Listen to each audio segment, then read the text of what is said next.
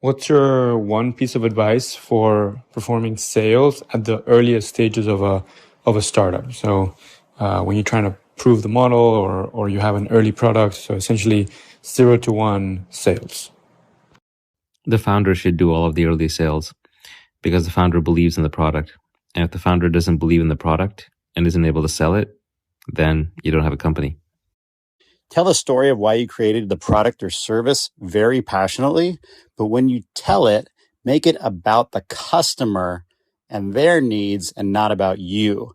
So an example of this is if you created, let's say, a new dog bath or something like that. You'd start by asking them, hey, do you love your dog, but hate washing your dog? And then in this part, you can describe the problem. And there's a little psychological trick. If you describe someone's problem better than they can, they will automatically credit you with having a solution to that problem. So the way you would take it from here is, hey, do you love your dog but hate washing your dog? It can be so frustrating, even getting your dog into the bath and then knowing what the right water temperature is, putting the soap on and the dog's shaking and water's going everywhere. And then just when you get your dog spick and span, she runs all over the house and gets just as dirty as she was before you put her in the tub. It can be so frustrating. And I spent years of time trying to figure out what I could do. And finally, I came up with a solution, blah, blah, blah, blah. And then you tell the story of your product. So you see how you incorporated their needs, how to wash their dog, describe their problem, washing dogs is a pain in the ass.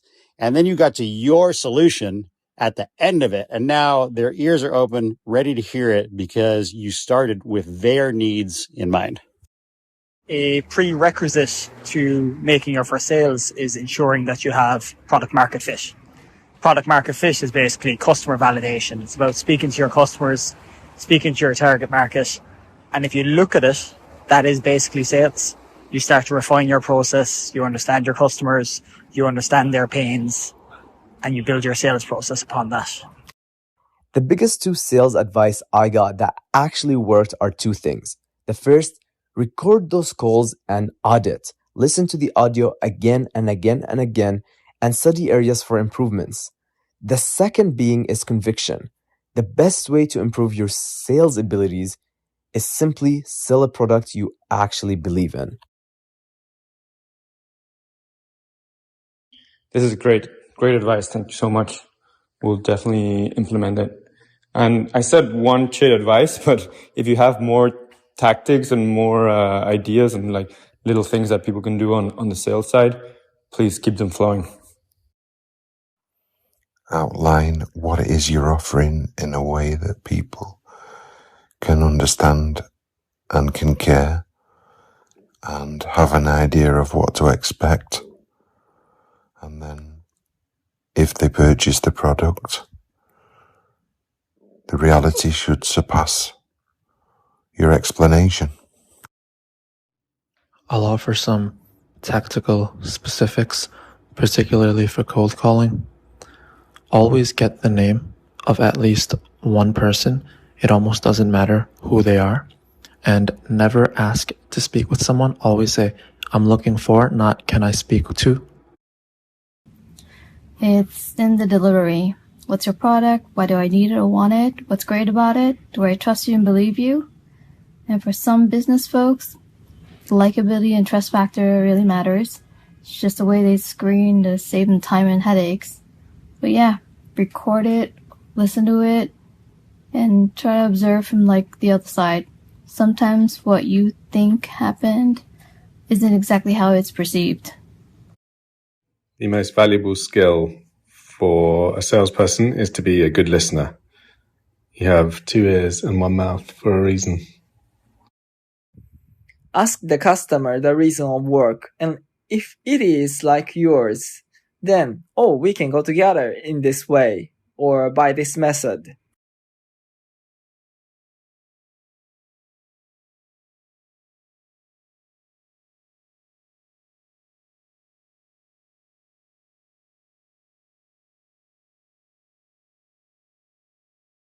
So I really like the learnings from the book The Mom Test. It's a guide on how to talk to early stage customers and maximize as much learning as possible from those conversations as the founder, especially when people might not be as truthful with you and lead you down the wrong rabbit hole.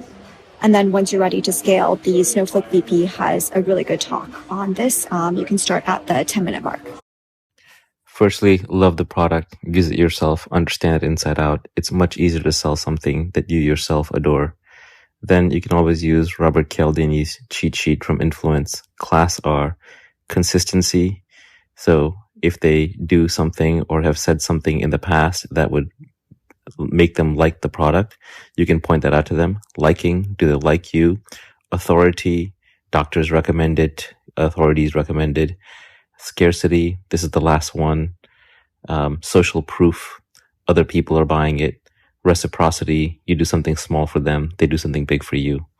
There's other little ones too, like anchoring and visualization and so forth, but Class R are the big ones. But the biggest one is just love the product. One fun tactic is to assume the close. You can combine this with consistency. So for example, if you ask an interview candidate, why do you want this job? They'll kind of be forced to make up a reason. They'll assume they want the job, and now they'll have given you a reason why they want the job. And to be consistent with their past answer, they'll actually start wanting the job.